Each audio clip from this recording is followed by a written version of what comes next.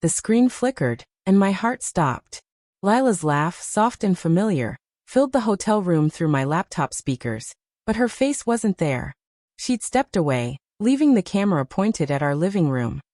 Our sanctuary, with its worn leather couch and the coffee table cluttered with her half-read novels. Then I saw it.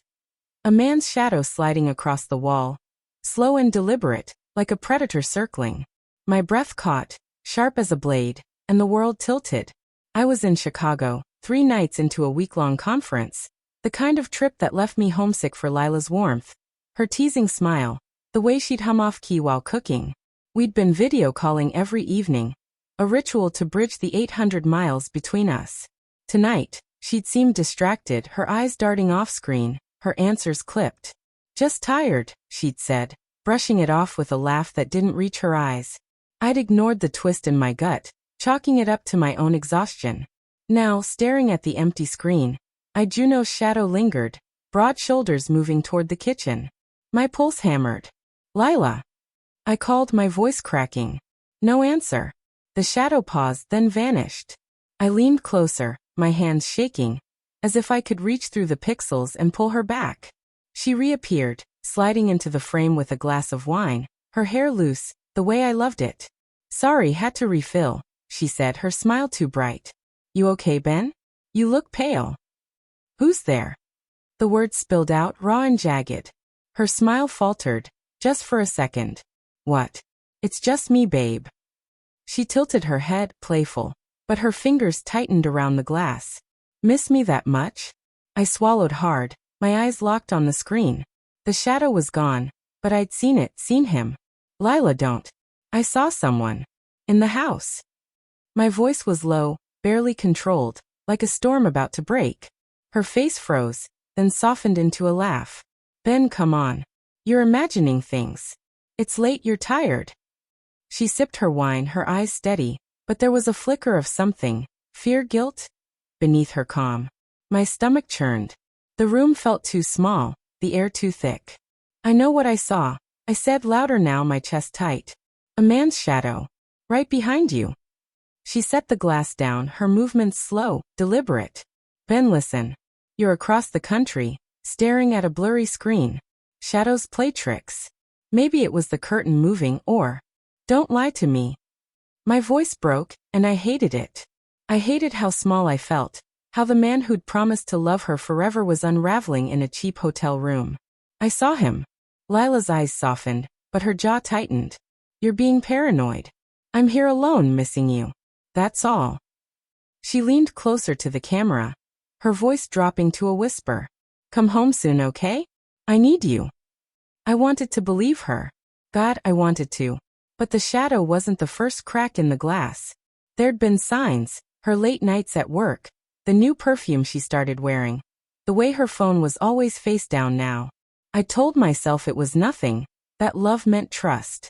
But love also meant knowing someone's tells, and Lila's was the way her left eyebrow twitched when she lied. "Lila," I said, my voice barely a whisper. "Who is he?" She blinked, then laughed again, sharper this time. "Ben, stop. You're scaring me. There's no one here." She stood, the camera catching the curve of her hip as she moved toward the kitchen again. "I'm getting more wine. You want to keep accusing me, or can we talk about something real?" I didn't answer. My eyes burned, fixed on the screen. The living room was empty again, but the shadow reappeared, clearer now, a man's silhouette, tall, lean, moving toward her. My heart slammed against my ribs. I opened my mouth to shout, but the call ended. The screen went black. I called her back. No answer. I texted, my fingers fumbling. "Who was that? What's going on?" "Nothing." I stared at the blank screen. My reflection a ghost in the dark glass. The room spun, the walls closing in, the hum of the hotel air conditioner a dull roar in my ears. I thought of her smile, the one that used to light up my world. We'd built a life together.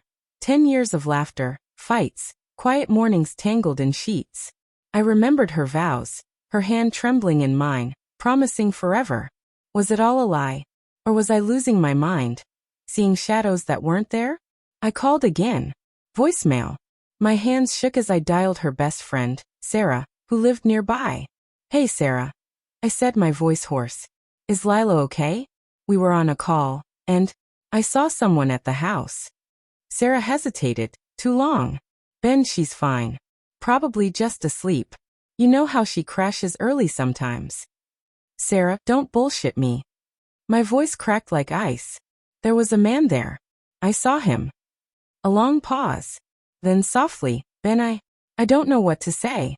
She's been struggling. You're gone a lot. She's lonely. The words hit like a punch. Lonely. The room blurred, my chest caving in. Struggling? With what? Another man. My voice rose, anger and pain twisting together. Talk to her, Ben, Sarah said, her voice heavy. Not like this. Go home. I hung up, my pulse roaring. The shadow wasn't a mistake. It wasn't a curtain or a trick of the light. It was a man, in our house, with my wife. I booked the next flight home, my mind racing. Images of Lila's smile, her lies, the shadow moving closer. I didn't sleep that night, haunted by the truth I couldn't unsee. When I walked into our house at dawn, the air was wrong, too still, too heavy. Lila was in the kitchen, coffee in hand, her eyes wide. Ben? You're back early. Her voice was soft, but her eyebrow twitched. I dropped my bag, my heart in pieces. Who was he, Lila? I asked, my voice steady despite the storm inside. She froze, the mug trembling in her hands. Ben, don't. I stepped closer, my eyes burning. I saw him. On the call. The shadow.